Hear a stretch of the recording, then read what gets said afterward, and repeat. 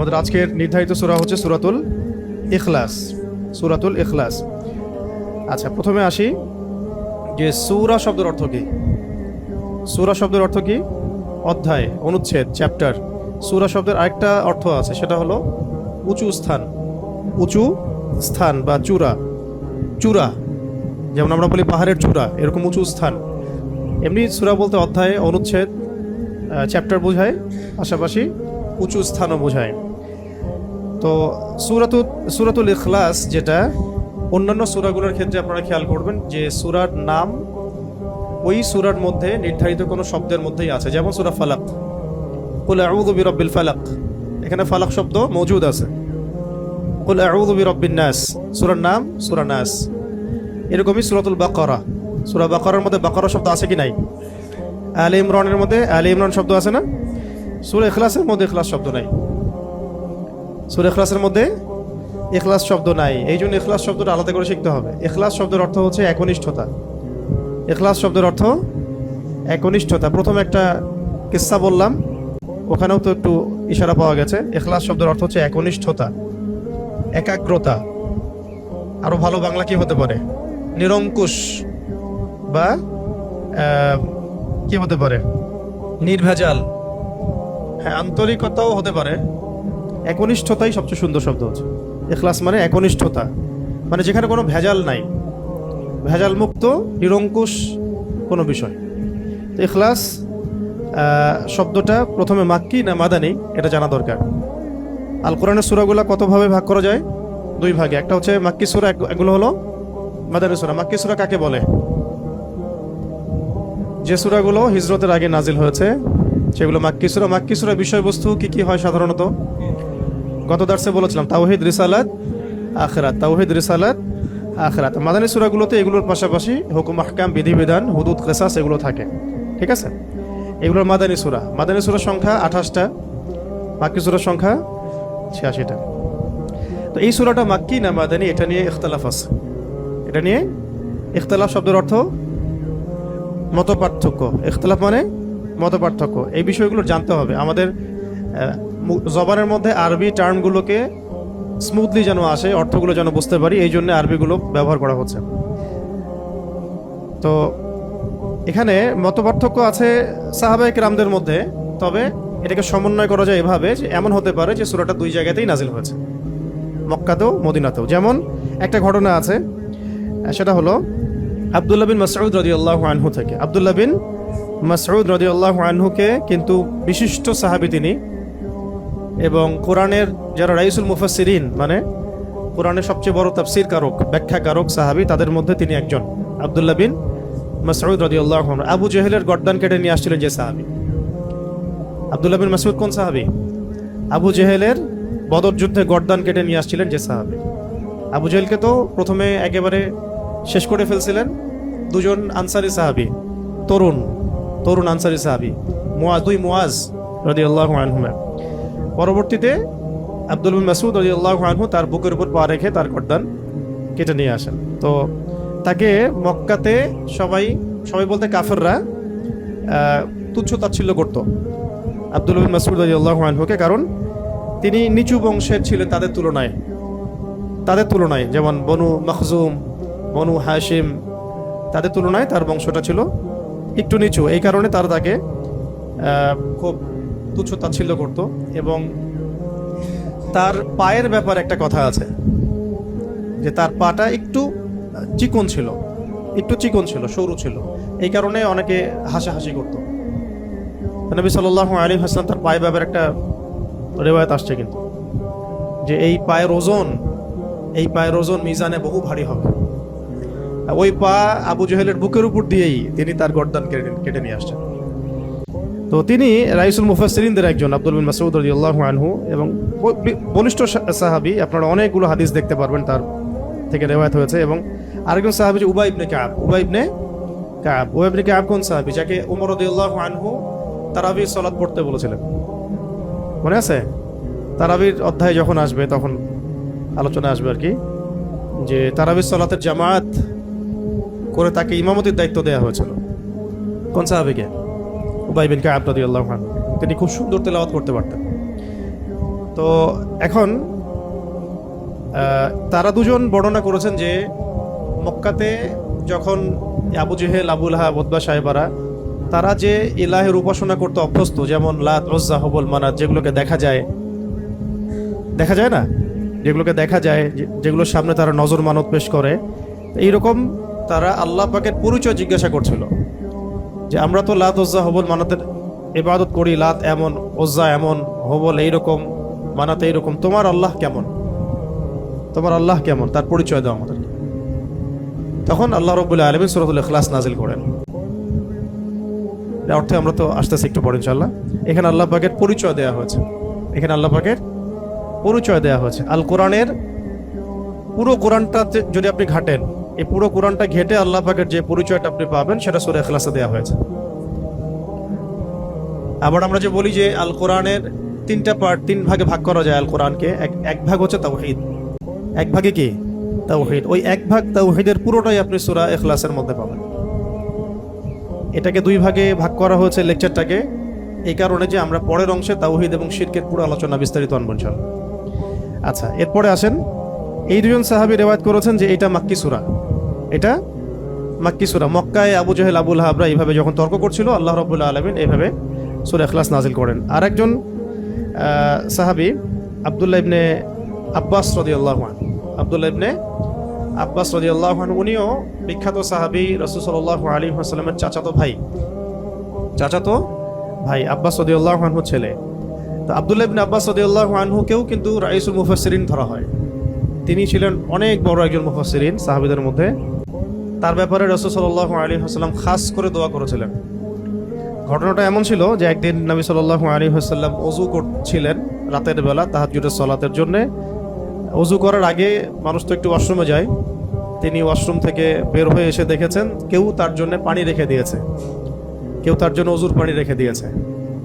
তখন তিনি জিজ্ঞাসা করেছিলেন যে কে আমার জন্য পানি রেখেছে। তখন আব্দুল্লাহ বিন আব্বাস রাদিয়াল্লাহু আনহু বলেছেন, আমি রেখেছি।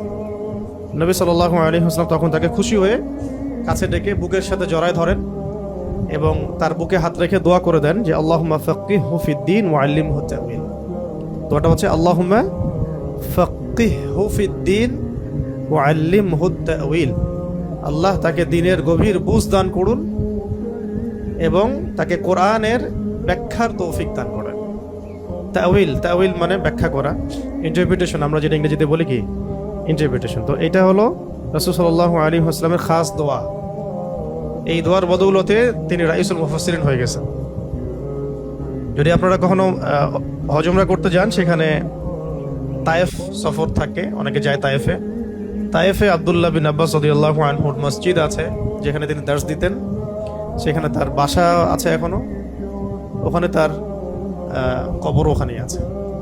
ওখানে গেলে এটা জিয়ারা করতে পারবেন ইনশাআল্লাহ, ঠিক আছে? তো উনি বলেছেন যে মদিনা ইহুদিরা একবার এসে রাসূল সাল্লাল্লাহু আলাইহি ওয়াসাল্লামকে জিজ্ঞাসা করেছিল। তাদের ভাষণ এরকম ছিল যে আল্লাহ পাক তো ফেরেশতাদেরকে আলো দিয়ে সৃষ্টি করেছেন, নূর দিয়ে।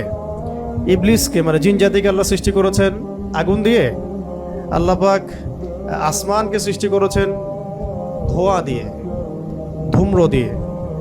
আর জমিন সৃষ্টি করেছেন হচ্ছে পানির ফেনা দিয়ে। এটা বলছিল কে? ইহুদিরা বলছিল। ইহুদিরা এগুলো জানলো কিভাবে?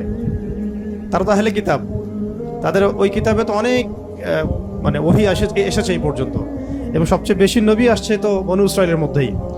তো তারা এবার প্রশ্ন করছে রাসূল সাল্লাল্লাহু আলাইহি ওয়াসাল্লামকে যে আল্লাহ পাক এইটা দিয়ে এইটা সৃষ্টি করেছেন, এইটা দিয়ে এইটা সৃষ্টি করেছেন, তো আপনি যে আল্লাহর কথা বলছেন তাকে কি দিয়ে সৃষ্টি করা হয়েছে? নাউযুবিল্লাহ। তাকে কি ইয়াকুত পাথর দিয়ে সৃষ্টি করা হয়েছে নাকি সোনা দিয়ে না রূপা দিয়ে? এইভাবে তারা একটা প্রশ্ন করছিল। ইহুদিদের স্বভাব তো বুঝেনি। তখন রাসূল সাল্লাল্লাহু আলাইহি ওয়াসাল্লাম চুপ ছিলেন। এই সময় ওহী আসছে যে বলুন কুল হুয়াল্লাহু আহাদ আল্লাহুস সামাদ লাম ইয়ালিদ ওয়া লাম ইউলাদ ওয়া লাম ইয়াকুল লাহু কুফুয়ান আহাদ। তো এটাও বর্ণনা আসছে যে মদিনাতেও এটা নাজিল হয়েছে। আবার একবার একটা বর্ণনা আসছে, এটাও আনাস রাদিয়াল্লাহু আনহু থেকে। আনাস রাদিয়াল্লাহু আনহুকে চেনা আছে? রাসূলুল্লাহ সাল্লাল্লাহু আলাইহি ওয়াসাল্লামের খাদেম ছিলেন। প্রায় 8 থেকে 10 বছর তিনি খেদমত করেছেন এবং তিনি নবীকে খুব কাছ থেকে পেয়েছেন। তো আনাস রাদিয়াল্লাহু আনহুর জন্যও তিনি দোয়া করেছিলেন। কিন্তু আনাস রাদিয়াল্লাহু আনহুর মা ছিল খুব বুদ্ধিমতী মহিলা। যখন তিনি মানে আমাদের নবীজি যখন মদিনায় হিজরত করে এসেছেন, তখন আনাস রাদিয়াল্লাহু আনহুর মা দ্রুত তার ছেলেকে নিয়ে গিয়েছেন, হে আল্লাহর নবী, আমার ছেলের জন্য দোয়া করে দেন। খাস করে এই যে মায়েদের ভূমিকা, আল্লাহওয়ালা মানুষদের কাছ থেকে দোয়া নিতে হয়। আল্লাহওয়ালা মানুষের কাছ থেকে কি নিতে হয়? দোয়া নিতে হয়। দোয়া দিয়ে অনেক কিছু হয়, বরং দোয়া দিয়েই অনেক কিছু হয়। পরে যে তৌফিকটা, মানে ধরেন কেউ আপনার জন্য দোয়া করে দিয়েছে, কোনো বুজুর্গ ব্যক্তি, আল্লাহর ওলি, হয়তো ওই দোয়ার বরকতেই আপনি ওই তৌফিক পাবেন, সেই এনার্জি পাবেন, সেই লাইব্রেরি পাবেন, সেই সোহবত পাবেন, সেই বই পাবেন, সেই ফুরসত পাবেন, যাতে করে আপনি বড় আলেম হতে পারেন। সবকিছু এর সাথে রিলেটেড হবে আর কি। তো আনাস রাদিয়াল্লাহু আনহু মা এইভাবে জিজ্ঞাসা করলেন, ইয়া রাসূলুল্লাহ, আমার ছেলের জন্য দোয়া করে দেন। তো তার জন্য নবী সাল্লাল্লাহু আলাইহি ওয়াসাল্লাম দোয়া করেছিলেন, আল্লাহুম্মা বারিক লাহু ফিমা আতাইতাহু। এরকম ছিল হয়তো বা দোয়াটা। আরেকটা বর্ণনা পাওয়া যায়, আল্লাহুম্মা বারিক ফি হায়াতিহি ওয়া ফি রিজকিহি ফি ইমানিহি ওয়া আমালিহি আও কামা ক্বালা আলাইহিস সালাম। অর্থ হচ্ছে যে, হে আল্লাহ, আপনি তার মধ্যে বরকত দান করেন। আল্লাহ, আপনি তার মধ্যে বরকত দান করেন, তার রিজিকে, আহালে, পরিবারে, জানে মালে আপনি বরকত দান করেন। কয়েকটা জায়গায় কয়েক রকম আসছে আর কি। তো আমরা বলি না বারাকাল্লাহু ফিক, এরকম। তো এই বরকতে আনাস রাদিয়াল্লাহু আনহুর এমন অবস্থা হয়েছিল যে মদিনায় কারো বাগানে খেজুর না ধরলেও তার বাগানে খেজুর ধরত। এবং তিনি বলতেন যে তিনি সবচেয়ে শেষে ইন্তেকালকারী সাহাবীদের একজন, লম্বা নেক হায়াত পেয়েছেন নাকি, 100 বছরের ঊর্ধ্বে তিনি বেঁচেছেন আনাস রাদিয়াল্লাহু আনহু। এবং ইসলামের এই প্রথম স্বর্ণযুগ তিনি পেয়েছেন। প্রথম স্বর্ণযুগ মানে আবু বকর সিদ্দিকের জামানা, রাসূলুল্লাহর জামানা তো পেয়েছেনই, আবু বকর সিদ্দিকের জামানা, উমর ইবনে খাত্তাবের জামানা, ওসমান রাদিয়াল্লাহু আনহুর জামানা, আলী ইবনে আবি তালেবের জামানা, এই জামানাগুলো তিনি পেয়েছেন। কত সৌভাগ্যের বিষয়। তো এখানে একটা বর্ণনা আছে, ওইটাও বলে দেই আপনাদেরকে। এখানে প্রাসঙ্গিক একটা হাদিসও আছে। নবী সাল্লাল্লাহু আলাইহি ওয়াসাল্লাম একটা জায়গায় সাহাবীরা প্রশ্ন করছিলেন যে, ইয়া রাসূলুল্লাহ, সবচেয়ে সৌভাগ্যবান ব্যক্তি কারা, বা সবচেয়ে সৌভাগ্যবান ব্যক্তি কাদেরকে ধরা হতে পারে? অনেক জায়গায় অনেক বর্ণনা আসছে, তবে একটা বর্ণনা আমি বলছি এখানে, যে এক জায়গায় নবী সাল্লাল্লাহু আলাইহি ওয়াসাল্লাম ইশারা দিয়েছেন, ইরশাদ করেছেন যে সবচেয়ে সৌভাগ্যবান তারা যাদের জন্য নেক হায়াতকে লম্বা করা হয়েছে, নেক আমলকে বৃদ্ধি করা হয়েছে। চমৎকার উত্তরটা, যাদের জন্য নেক হায়াতকে লম্বা করা হয়েছে, নেক আমলকে বৃদ্ধি করা হয়েছে। হাদিসে আসছে এভাবে, লিমান তালা উমরুহু ওয়া হাসুনা আমালুহু, লিমান তালা উমরুহু ওয়া হাসুনা আমালুহু। তো এটা থেকে চাইলে আপনারা বা আমরা দোয়াও করতে পারি। মানে আরবি জানলে এগুলো থেকে তো আপনি দোয়া বের করে ফেলতে পারবেন। এই হাদিসটা পড়ে আপনি দোয়া করলেন যে, হে আল্লাহ, আমাকেও তাদের অন্তর্ভুক্ত করেন যাদের নেক হায়াতকে লম্বা করা হয়েছে, নেক আমলকে বৃদ্ধি করা হয়েছে। তো এটাকে এখন আরবি দিয়ে আপনি বললেই দোয়া হয়ে গেল, বা বাংলায়ও বলতে পারেন যদি আরবি না জানেন। তো আরবিটা হবে এরকম, আল্লাহুম্মা ইজআলনি মিনহুম, আল্লাহুম্মা ইজআলনি মিনহুম লিমান তালা উমরুহু ওয়া হাসুনা আমালুহু। ঠিক আছে, এটা আরবি শিখাই দিলাম। আল্লাহুম্মা ইজআলনি মিনহুম লিমান তালা উমরুহু ওয়া হাসুনা আমালুহু। তো এই দোয়াটাও আপনারা প্র্যাকটিস করতে পারেন, চাইলে আমল করতে পারেন। তো আনাস রাদিয়াল্লাহু আনহু বলছেন, খায়বারের ইহুদিরা এরকম প্রশ্ন করেছিল। আবার নাজরান থেকে কিছু নাসারা আসছিল, নাজরান থেকে কিছু নাসারা আসে। নাজরান একটা জায়গা ছিল, খুব বিখ্যাত একটা জায়গা। কিন্তু এই নাজরানের খ্রিস্টানদের সম্পর্কে সূরা আল ইমরানেও আয়াত আছে, মুবাহালার আয়াতগুলো পড়বেন। তো এখানে তারা এসে জানতে চাইছে যে আল্লাহ রাব্বুল আলামিন কিসের তৈরি। নাউযু বিল্লাহি মিন যালিক। তো তখন এই উত্তরে সূরা ইখলাস নাজিল হয়েছে। অনেকগুলো বর্ণনা আসছে যে সূরা ইখলাস মক্কাতেও নাজিল হয়েছে, মদিনাতেও নাজিল হয়েছে। আবার এমন হতে পারে যে উভয় ক্ষেত্রেই আল্লাহ পাক নাজিল করেছেন, এমনও হতে পারে। এখানে ইখতিলাফটা মানে মৌলিক বিষয় না, মূল বিষয় হচ্ছে কোন প্রেক্ষাপটে নাজিল হয়েছে। যখন কাফেররা আল্লাহর পরিচয় জিজ্ঞাসা করেছে, মূল কারণটা কি? যখন কাফেররা আল্লাহর পরিচয় জিজ্ঞাসা করেছে, তাহলে ওখানে ওই সময় কাফের ছিল কারা কারা? এক, মুশরিকরা যারা মূর্তি পূজা করত। ওয়ার্ল্ডের সাথে মিলাবেন, এখনো কিন্তু ওয়ার্ল্ডে ওইরকমই কাফের আছে। এক ধরনের কাফের ছিল ওই সময় আবু জাহেল, আবু লাহাবরা, যারা মূর্তি পূজারী, মুশরিক। এদেরকে কি বলে? মুশরিকিন। এরা ছিল মুশরিক। এক প্রকার কাফের ছিল যারা ছিল প্রকৃতি পূজারী, গাছপালা, চন্দ্র সূর্য এগুলো উপাসনা করত, এরাও মুশরিক। আর এক প্রকার ছিল আহলে কিতাবদের মধ্যে ইহুদিরা, যারা ওজায়ের আলাইহিস সালামকে আল্লাহর পুত্র মনে করত। নাউযুবিল্লাহ। সূরা তাওবার মধ্যে আয়াত আছে না, ওয়াকালাতিল ইয়াহুদু উযাইরুন ইবনুল্লাহ ওয়াকালাতিন নাসারাল মাসীহ ইবনুল্লাহ। সূরা তাওবার মধ্যে দেখবেন। তো আল্লাহ পাক উভয়কে ধ্বংস হোক বলেছেন, কাতালাহুমুল্লাহ, আল্লাহ এদেরকে ধ্বংস করুক। এখন তো ইহুদিরা এভাবে ওজায়ের আলাইহিস সালামকে আল্লাহর পুত্র সাব্যস্ত করত এবং ফেরেশতাদেরকে আল্লাহর কন্যা মনে করত। নাউযুবিল্লাহ। ঠিক আছে। আবার ঈসা আলাইহিস সালামকে আল্লাহর পুত্র মনে করত খ্রিস্টানরা, নাসারারা। খ্রিস্টানরা ঈসা আলাইহিস সালামকে আল্লাহ পাকের পুত্র মনে করত। আরেক প্রকার কাফের ছিল আরবের মধ্যে, এদেরকে বলা হতো মাজুস। কি বলা হতো? মাজুস। মাজুস মানে হচ্ছে অগ্নি পূজারী। মাজুস মানে অগ্নি পূজারী। তাহলে কয় শ্রেণীর কাফের পেলেন? এক তো পুরো মুশরিক, মূর্তি পূজারী। এই ওয়ার্ল্ডে আছে, আমাদের রাষ্ট্রেও আছে, প্রতিবেশীতেও আছে। ঠিক আছে না? 2 নম্বর হচ্ছে প্রকৃতি পূজারী। প্রকৃতি পূজারীও কিন্তু আমাদের সমাজে আছে। এক প্রকার ছিল কাফের, ওই সময় নাস্তিকও ছিল। এই দলিলটা সূরা মুমিনুনের মধ্যে আছে। এক প্রকার নাস্তিক ওই সময় ছিল। আমরা তো মনে করি যে নাস্তিকতাটা আসছে মনে হয় এই মডার্ন যুগেই। আসলে এমন না বিষয়টা। এক প্রকার কাফের ছিল ওই সময়ও, যারা বলতো যে ইন হিয়া ইল্লা হায়াতুনা দুনিয়া নামুতু ওয়া নাহইয়া ওয়া মা নাহনু বিমাবউসিন। সূরা মুমিনুন পড়তে গেলে এটা পাবে।